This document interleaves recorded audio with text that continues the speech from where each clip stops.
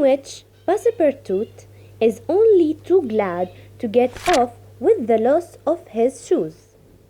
Everybody knows that the great reversed triangle of land, with its base in the north and its apex in the south, which is called India, embraces 1400,000 square miles, upon which is spread unequally a population of 180 millions of souls. The British Crown exercises a real and despotic dominion over the larger portion of this vast country, and has a Governor General stationed at Calcutta, governors at Madras, Bombay, and in Bengal, and a lieutenant governor at Agra. But British India, properly so called, only embraces 700,000 square miles and a population of from 100 to 110 millions of inhabitants. A considerable portion of India is still free from British authority, and there are a certain religious rajas in the interior who are absolutely independent. The celebrated East India Company was all-powerful from 1756.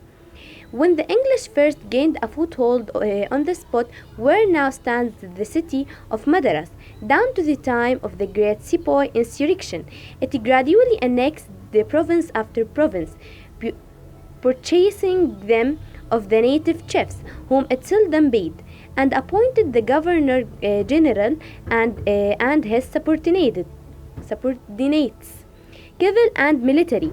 But the East India Company has now passed away, leaving the British possessions in India directly under the control of the Crown. The aspect of the country, as well as the manners and distinctions of race, is daily changing. Formerly, one was obliged to travel in India by the old compressed methods of going on foot or on horseback, in palanquins or unwieldy coaches. Now fast steamboats ply on the Indus and the Ganges, and a great railway with branch lines joining the main line at many points on its route traverses the peninsula from Bombay to Calcutta in 3 days. This railway does not run in a direct line across India.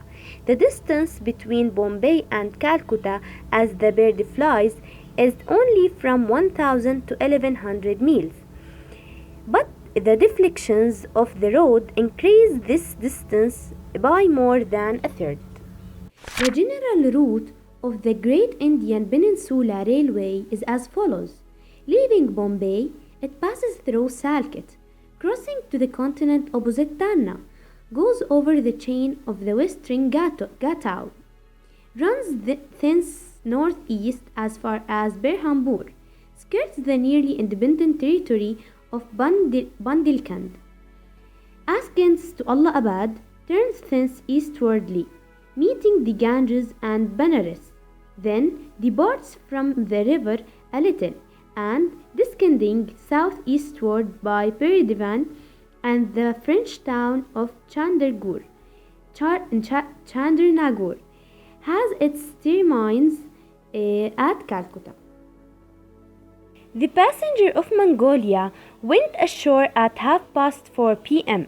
At exactly 8, the train would start for Calcutta. Mr. Fogg, after bidding goodbye to his West partners, left the steamer, gave his servant several errands to do, urged it upon him to be at the station promptly at 8, and with his regular step, which beat to the second like an astronomical clock, directed his steps to the passport office. As for the wonders of Bombay, its famous city hall, its splendid library, its forts and docks, its bazaars, mosques, synagogues, its Armenian churches, and the noble pagoda on Malabar Hill, with its 2 polygonal towers, he cared not a straw to see them. He would not deign to examine even the masterpieces of Elephanta, or the mysterious Hypogeia, concealed southeast from the docks, or those fine remains of Buddhist architecture. They can hear you. Having truncated his business at the passport office, Phileas Fogg repaired quietly to the railway station where he ordered dinner. Among the dishes served up to him, the landlord especially recommended a certain giblet of native rabbit, on which he prided himself. Mr. Fogg accordingly tasted the dish, but, despite its spiced sauce, found it far from palatable. He rang for the landlord, and on his appearance said, fixing his clear eyes upon him, "Is this rabbit, sir?" "Yes, my lord," the rogue boldly replied, "rabbit from the jungles." "And this rabbit did not mew when he was killed?" "Mew, my lord? What rabbit mew? Swear to you." "Be so good, landlord, as not to swear, but remember this. Cats were formerly considered in India as sacred animals. That was a good time for the cats, my lord, perhaps for the travelers as well." After which Mr. Fogg quietly continued his dinner. Fix had gone on shore shortly after Mr. Fogg, and his first destination was the headquarters of the Bombay police.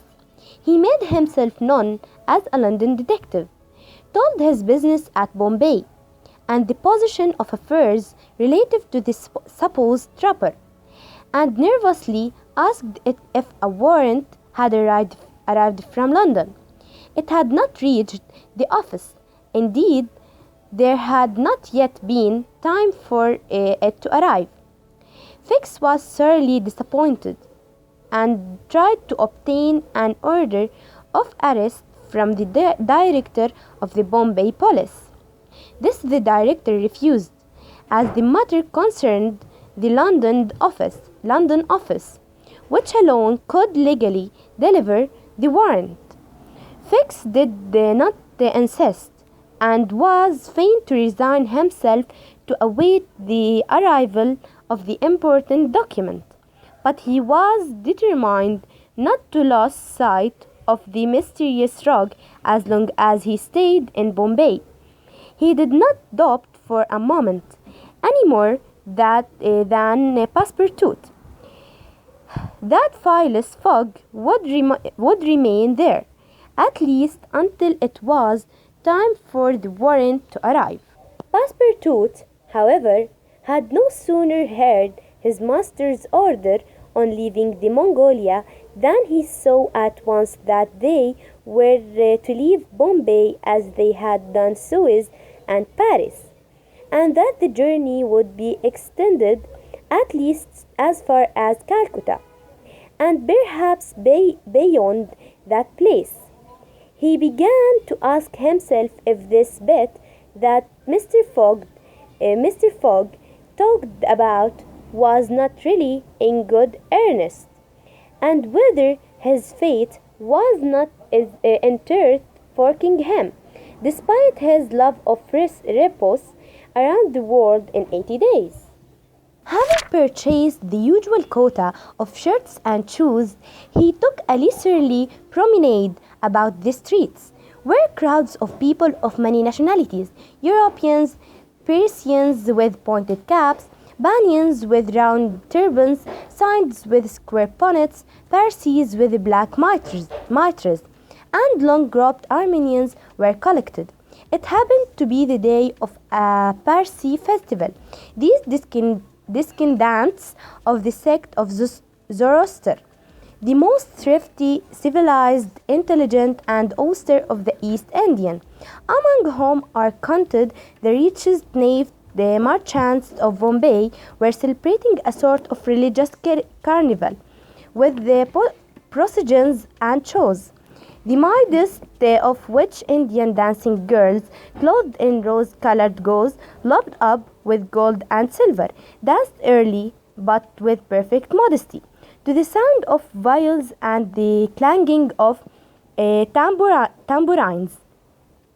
It is needless to say the Passepartout watched These courageous ceremonies with staring eyes and a gaping mouth, and that his countenance was that of the greenest booby imaginable. Unhappily for his master, as well as himself, his curiosity drew him unconsciously further off than he intended to go. At last, having seen the Parsi carnival wind away in the distance, he was turning his steps towards the station, when he happened to espy the splendid pagoda on Malabar Hill, and was seized with an irresistible desire to see its interior.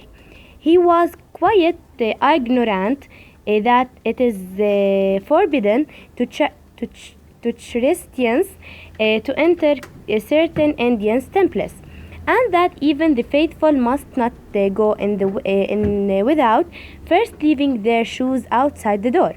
It may be said here that the wise policy of the British government severely punishes a disregard of the practices of the native religions. Passepartout, however, thinking no harm, went in like a simple tourist, and was soon lost in admiration of the splendid Brahmin ornamentation which everywhere met his eyes, when of a sudden he found himself sprawling on the sacred flagging. He looked up to behold three enraged priests, who forthwith fell upon him, tore off his shoes, and began to beat him with loud, savage exclamations.